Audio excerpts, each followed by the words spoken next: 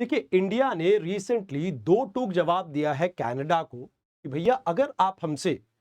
किसी भी तरह के इकोनॉमिक ट्रेड डील चाहते हैं तो आपको अपनी कंट्री में प्रो खालिस्तानी सपोर्ट को बिल्कुल बंद करना होगा। अब एक तरफ कनाडा है जो इसको फ्रीडम ऑफ स्पीच से रिलेट करता है और दूसरी तरफ इंडिया जो इसको टेररिज्म से रिलेट करता है। अब दोनों ही कंट्रीज के बीच में ये मतभेद काफी समय से चला आ रहा था, बट अब हो सकता है कि इसका फाइनली एक सोल्यूशन निकल सके। अब ये तो आप सभी को पता है कि कनाडा अभी इस समय बहुत सी दिक्कतों में है। जैसे खासकर यूएस के साथ इसके रिलेशंस जो है बहुत ज्यादा अच्छे नहीं चल रहे हैं। एंड कहीं ना कहीं इकोनॉमिक आइसोलेशन में है कनाडा, जहां पर वो अपने चाइना के साथ भी रिलेशंस को सुधारने में लगा हुआ है। एंड दूसरी तरफ इंडिया के साथ भी अभी कनाडा अपने रिलेशन को सुधार रहा है। तो यहां पे आफ्टर 2 इयर्स पहली आपको डिप्लोमैटिक विजिट देखने को मिलती है। तो मतलब 2 साल का जो स्टैग्नेशन चल रहा था उसको यहां पे खत्म किया गया है। एंड एक बार फिर से कनाडा के साथ हम अपने रिलेशन को वापस से रीसेट करने को तैयार है। अब यहां पे हमारे एनएसए यानी अजीत डोभाल जी विजिट पे पहुंचे थे कनाडा 6 और 7 फेब को। एंड यहां इन्होंने साफ साफ कहा कि हमें एक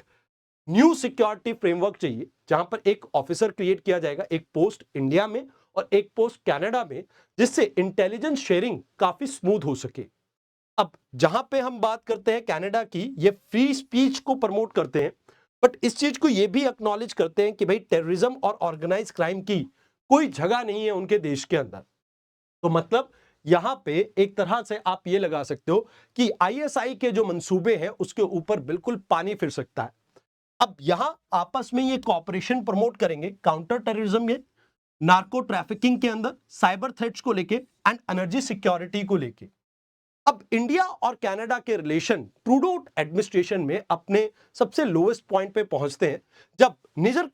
जो आपको मर्डर केस देखने को मिलता है उसमें इंडिया को डायरेक्टली क्रिटिसाइज किया था ट्रूडो एडमिनिस्ट्रेशन ने। खुद ट्रूडो ने यह कहा था कि भाई इंडिया इसमें इन्वॉल्व है, और जबकि कोई भी उनके पास ऐसा कंक्रीट एविडेंस नहीं था जो इस चीज को शोकेस करता या सपोर्ट करता।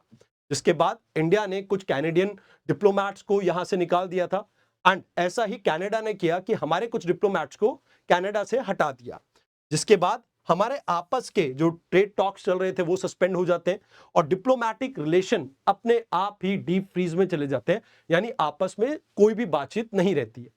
अब यहां बात आती है कि भाई एक बार फिर से हाई कमिश्नर्स को यहां पे अपॉइंट किया जाता है ताकि रिलेशंस को वापस से रिस्टोर किया जाए। एंड अभी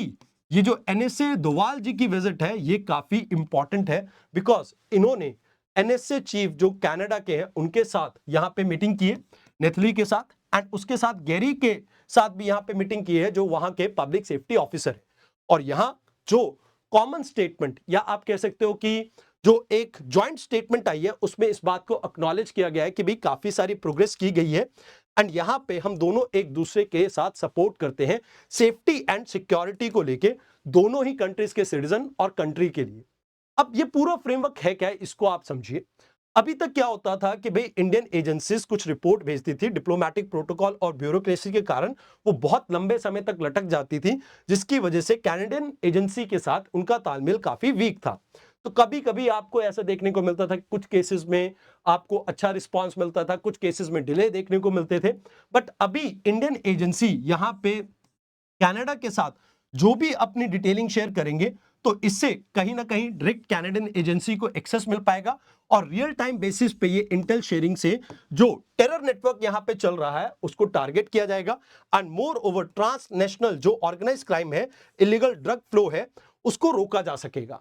अब यहां आपको समझना है कि भाई क्या पॉलिटिकल इशू है।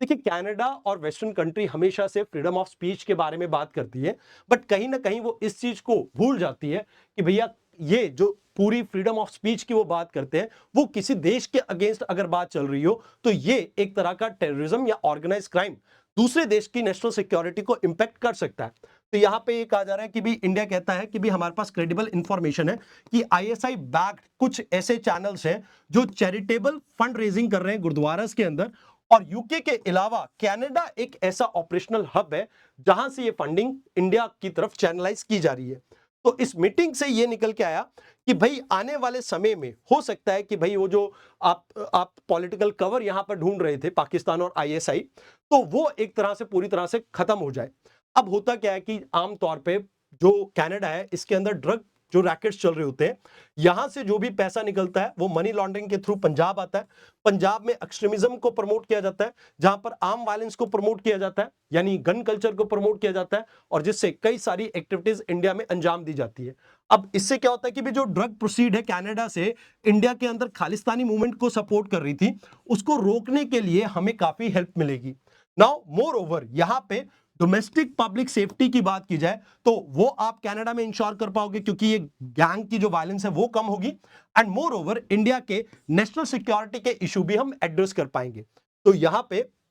अगर हम बात करें इस ऑफिस में क्या किया जाएगा कि अभी तक जो लाइक आपको पंजाब से जो पाकिस्तान से यहां पे फंड पहुंचता था, इन्फ्लुएंस पहुंचता था कनाडा, और कनाडा से रेडिकलाइजेशन इंडिया में पहुंचाई जाती थी, वो चीज खत्म करने की कोशिश की जा रही है। तो कहते हैं साइबर सिक्योरिटी के अंदर हम पॉलिसी के ऊपर एक दूसरे के साथ कॉपरेट करेंगे एंड थ्रेट्स को रियल टाइम बेसिस पे एक दूसरे के साथ एक्सचेंज करेंगे। मोर ओवर यहां पे इमिग्रेशन को लेके भी जो फ्रॉड्स है या इलीगल माइग्रेशन की प्रॉब्लम है उसको रोकने की पूरी पूरी कोशिश की जाएगी, एंड यहां डोमेस्टिक लॉ और इंटरनेशनल ऑब्लिगेशन को दोनों ही कंट्री पूरा करेंगी। अब एक बात यह है कि ये सिक्योरिटी पॉइंट ऑफ व्यू से इंडिया के लिए एक बहुत अच्छी विक्ट्री है, बट उसके साथ साथ यहां पे कन्वेंशनल और एलएनजी,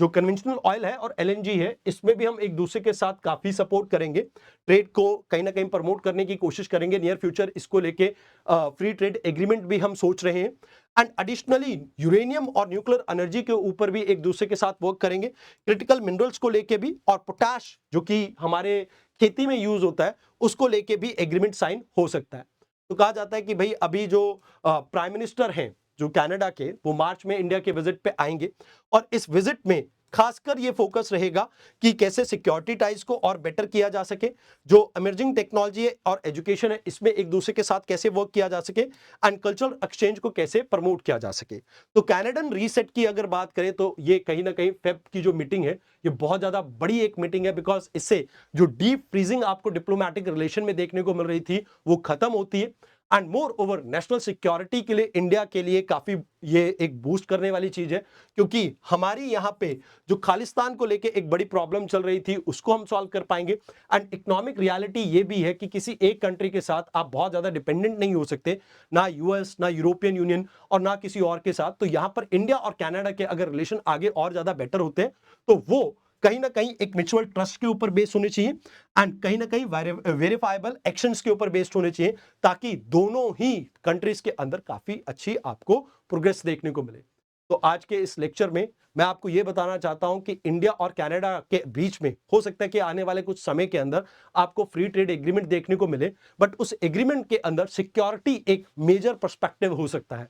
तो आज के डिस्कशन में इतना ही था। धन्यवाद।